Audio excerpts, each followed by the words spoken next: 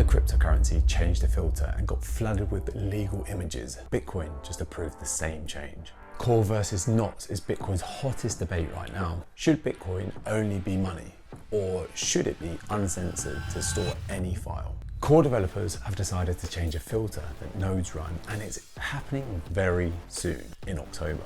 So here's what I'm going to cover: what the issue is, why they want to make this change, why some people worry this could kill Bitcoin, and what you can do about this right now. I'll also show you what happened to another cryptocurrency that already made this exact change, and the results were concerning. But first, let me be honest about something. When I first stumbled across this debate, I thought it was just another nerdy developer argument. Then I spent weeks digging into the technical details, and what I found genuinely shocked me. This might be the biggest risk facing Bitcoin and the first global free market we've ever seen. However, I don't think it's all doom and gloom, as I'll show you later. There are things we can do about this. The reason I missed it from my Bitcoin threats video is because I had already seen it as a risk. I just didn't think developers would actually make this change. So let's start at the beginning. What is Bitcoin? Here's Satoshi explaining it in the first sentence of the white paper. A peer-to-peer version of electronic cash,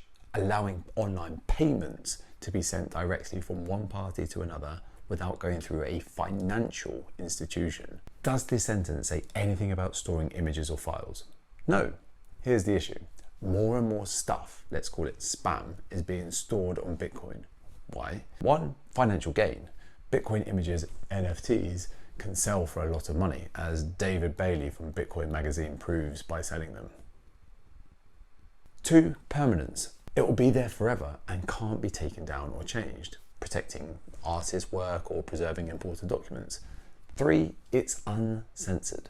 No government or company can prevent it, protecting free speech in oppressive countries or helping journalists and activists. But is any of this actually that bad? Yes, because it means every node is having to store all of this junk. According to Y charts, the blockchain has grown from about 340 gigabytes in May 2021 to 684 gigabytes today. That's exactly doubled in just 4 years. Bigger storage requirements mean bigger, aka more expensive, hard drives. More expensive means less people like you and me will run a node. Hold up, what's a node again? Remember the video on what is Bitcoin? Bitcoin nodes are computers that are like Bitcoin referees. They also store every Bitcoin transaction forever. Currently, there are over 24,000 nodes protecting Bitcoin. Okay, so this spam does sound pretty bad. Is there a solution to this? Yep. So is that what Bitcoin Core is trying to fix? Not exactly. I will show you the existing solution soon, but first let's get our head around what Core is doing and why. Bitcoin Core version 30 comes out in October. Yes, in just a few weeks' time. It increases something called the op return data limit. Currently, you can only attach 80 bytes of data, and it's been this way for about 11 years. The proposed change would allow 100,000 bytes. That's 1,250 times bigger. So what is op return? Think of it like a small sticky note that you can attach to a Bitcoin transaction. It's like adding a comment to a bank transfer, except this note gets stored on Bitcoin's blockchain forever. It's also marked as unspendable, so it can't be used in future transactions. So what's the issue? Think of it like this. 80 bytes can store a text message. 100,000 bytes can store photos, low quality videos, or any file you want. And I'll show you why some people worry that this could kill Bitcoin in a minute. But here's where I got confused for months. Core's reasoning actually sounds pretty logical on the surface. It took me ages to understand why so many people were freaking out about this. Bitcoin Core developers have 3 main reasons for making this change. One, they say some ways of storing data are worse than others. Here's what took me forever to understand about op return and UTXOs. When a new Bitcoin transaction comes in, your node has to check, does this person actually have the Bitcoin they're trying to spend? To answer that, your node looks through a database of all current Bitcoin balances. They're called UTXOs. It's like checking an old school phone book. Your node flips through looking for the right entry. Don't worry if this next part sounds technical. I'm going to break it down with a simple analogy that finally made it click for me. Here's the logic. At the moment, people can simply fake Bitcoin addresses to store spam data. These fake addresses get added to that phone book. So now when your node tries to check transactions, it has to flip through a phone book that's way bigger and full of fake entries mixed in with real ones. More entries means longer to search through, which means slower checking. It means all the nodes are having to work way harder than they need to, which could overwhelm our computers, overheating them or just making them fall behind. Op return data is different. It gets stored in the blockchain's history, but it doesn't get added to that phone book that nodes check during validation. Your node still has to download and store the spam data, but it doesn't have to search through it every time someone sends a transaction. Think of it like this. Fake addresses is like putting junk mail in your important filing cabinet that you check every day, if you live in the 50s. Op return is like putting junk mail in your basement storage that you never look at. Both take up space in your house, but only one makes your daily work harder. Core wants people to use the method that doesn't slow down checking transactions. I know this sounds like a lot of technical jargon, but stick with me here. I promise this will all make sense in a few minutes. 2, they believe that this prevents mining centralization. Right now, it's like having only 6 companies control all the mail delivery in the world. When Bitcoin blocks certain transactions, people use VIP lines like Slipstream that skip the normal queue. These go straight to the big mining companies. For example, Marathon's CEO, a controversial mining company, makes over $40 million per year, and their service, called Slipstream, processes these large data transactions for fees. This makes the big companies even more powerful, so Core wants to stop this. 3, they argue filtering is censorship. Core developers say Bitcoin should be neutral to all data types, and filters could open the door for regulators to demand compliance. Even Bitcoin OGs like Adam Back support Core's general approach. They argue Bitcoin can't be censored or filtered, though notably Back has now publicly said he agrees Bitcoin's primary function is money. And he even suggests a more conservative increase to 160 bytes, not this massive jump to 100,000 bytes that Core approved. So what are critics of this change saying? They point out that just because something bad can happen doesn't mean you should make it easier. This is like saying, I don't like it when people break into my house by smashing my windows, so I'm going to leave the front door open as that's a less bad way of them doing this. But here's what really bothered me when I dug into the numbers. Why 100,000 bytes specifically? Let me put this in perspective.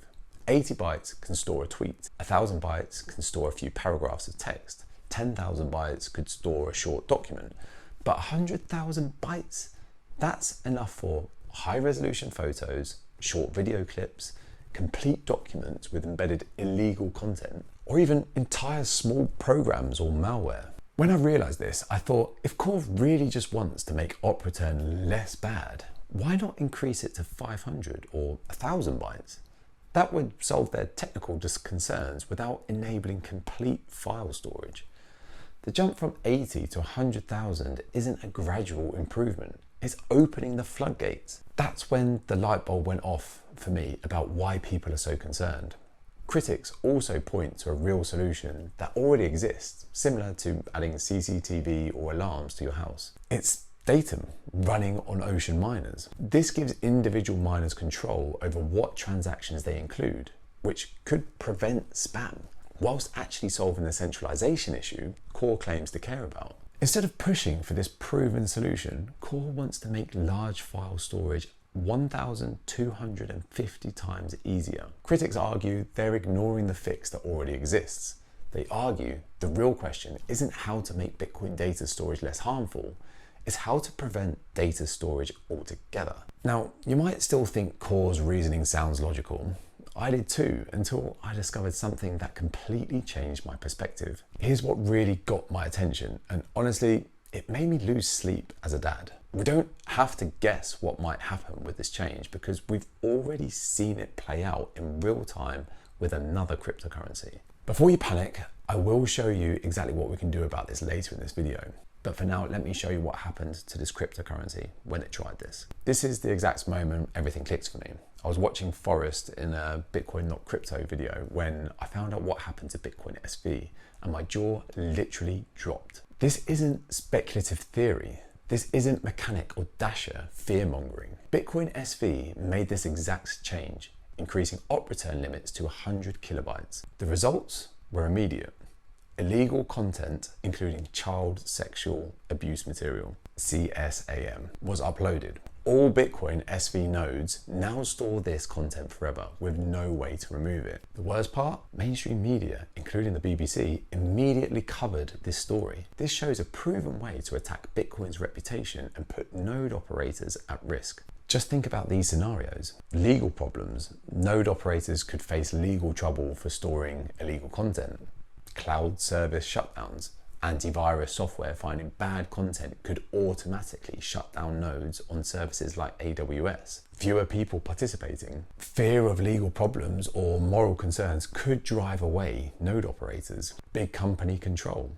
Only large, legally protected companies might feel safe running nodes. This shows a possible way to control Bitcoin that doesn't attack Bitcoin's code, but it targets the people using it. Many core advocates say, yeah, but it's already possible to do this. While it's technically possible to embed illegal content in 80-byte fragments across multiple transactions, the current limit makes such attacks significantly more complex and resource-intensive to execute. Think of it like the difference between having torn up pieces of a banned book scattered in your garden versus having the complete book sitting on your coffee table. This change makes large file storage the normal, easy way for most of the network. Most people just use default settings, so this changes big file storage from being hard to being super easy. But can't we just remove the bad content with a hard fork? Again, technically, yes, but it's very hard and breaks Bitcoin into two different systems. It would also hurt Bitcoin's promise that records can never be changed. Don't miners already filter content? Some do, but not all. Since Bitcoin works worldwide, any mining pool anywhere can include bad content, and then every node will store this forever. Important note here, even if your node relays something in its mempool, it doesn't mean it's going to be included into the Bitcoin blockchain. It needs a miner to actually mine the block into the network. So seriously, what can we actually do? First, run Bitcoin knots. This won't solve all the issues, but please, please, please consider running a node if you are not already. I only just started doing this myself, thanks to the work from others in the space raising this exact concern. Obviously, I'm running knots. The learning alone from doing this is worth it, in my opinion. It actually helps me to understand Bitcoin more and recognize why this is different from everything else. You can run it for free on your existing computer with an SSD hard drive. I'll link a 5-minute tutorial below. Or you can just buy a Start9 with everything pre-installed, basically plug and play, which is exactly what I did. Also, it's easier to leave this running 24/7. You can also use the code below for 5% off. Or if you already run a node, don't upgrade to Bitcoin Core 30 in October. Consider switching to Bitcoin knots instead. Running knots signals the network disagrees with these changes and helps keep current filtering standards. But if knots doesn't stop all spam, what's the point? Knots breaks large files into tiny pieces across many transactions rather than storing whole files. You're doing your part to protect the network, and it provides possible legal protection if it ever comes to the unthinkable, because you haven't helped this illicit content enter the network. But why should I trust Bitcoin knots over Core developers who have more experience and there's more eyes on it? Yes, Core has 5 people called maintainers who can make changes. Knots only has 1 maintainer, Luke Dasher, but other devs are helping out too. Plus, having more people doesn't always mean better. It only takes 1 bad person to make harmful changes. The core developers also might have someone forcing them to do things that we just don't know about. But when lots of people don't agree, over 18% of nodes have switched to knots, surely it's better to wait and be sure first. Secondly, you can support mining decentralization. Mine with Ocean Mining using their datum system and help decentralize mining away from the large pools. Avoid large pools that accept all transactions no matter what. Ocean's datum gives individual miners control over block templates while still getting pooled rewards. Even small-scale home mining contributes to network decentralization. I'm really looking into a Bitax and other little home miners to solo mine. Let me know if you have any recommendations. Also, doing this has way better odds than winning the lottery and can help you heat a room when it's cold, while also contributing to making Bitcoin more decentralized and secure. And 3, education and sharing. Just share technical information about the differences between core and knots. Explain the issues to other Bitcoiners who may not understand the implications. But please avoid personal attacks. Focus on technical, objective reasons when discussing the topic. Help others understand why mempool rules matter for network health. You can see a link below to a video on more of this. You want proof that your interactions work more than you might think? Check out this comment that I received the other day from a video where I just mentioned knots for a few seconds. And for context, I am nobody in the Bitcoin space. I know like 2 people in real life that are interested in Bitcoin. When you present things objectively, it really helps. This ideally needs to get in front of core devs. We know that they are aware of the pushback and how people are actively voting against this change. Because according to CoinDance, knots usage has grown from basically nothing to almost 20% of the network in just a few months. That's thousands of node operators actively rejecting this change. And my message for core developers is please just think again about this big change. Going from 80 to 100,000 bytes after 11 years seems too fast and risky. If larger limits are truly needed, why not test slowly? Start with 160 bytes, then 1,000 or 5,000 and see what happens. Giving the possibility for these attacks and the media to pick up on this seems like a dreadful idea. The Bitcoin SV example proves this risk is real, not just theory. Making it technically possible to store illegal content on every node is handing Bitcoin's enemies, the state, exactly the ammunition they need. And not because people like Mechanic are raising awareness to this, but because it's already been done. But here's the message that I think needs to be said. We all need to be more compassionate because we're all fighting for the same thing here, the first global free market. But protecting that shared mission means making hard choices. That choice right now is choosing software that protects you and Bitcoin's future. In my opinion, that means Bitcoin knots. And time is running out with Core 30 releasing in October. Just remember, Bitcoin represents humanity's opportunity to fix broken money.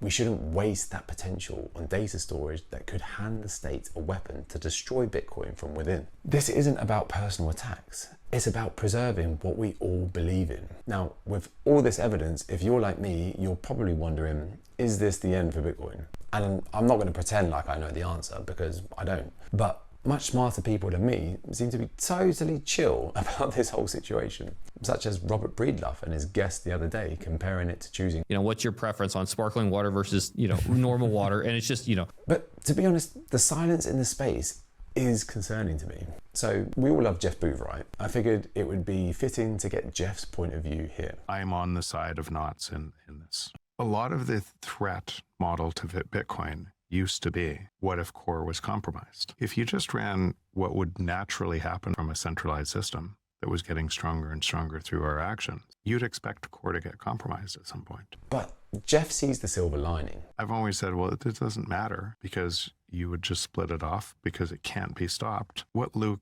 and Bitcoin Mechanic and others had really just showed is they made Bitcoin stronger and more and ossified more by providing choice. Like when Core came in with heavy-handed, here's the way we're doing it. Another thing that was created and the market spoke.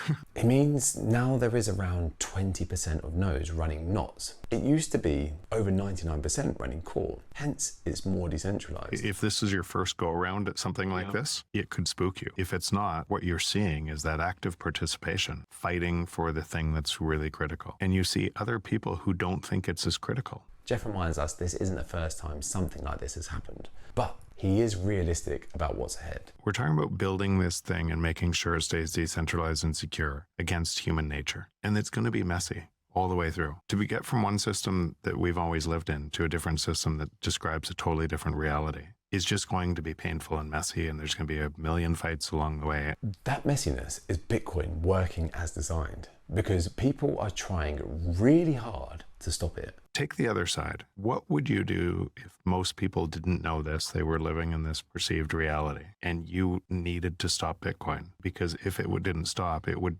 take all of the power and redistribute it to the people who should have had it in the first place. What would you do? You would do anything. But here's Bitcoin's enemy's issue. There's too many people who care about this, who are not going to bury their head in the sand and say, I'm going to accept those risks. No. And here's why this matters so much to Jeff, because Bitcoin represents something we've never had before. What it would have looked like with all of our minds competing in a free market to be able to provide value to other people. We can't even imagine that world, but that's the world that Bitcoin is describing. And as long as it stays decentralized and secure, it's the first global free market that's ever existed. To really understand what he means, we have to see what the current problem is and what a true global free market looks like. Because this is what will solve so many of today's issues and actually help everyone.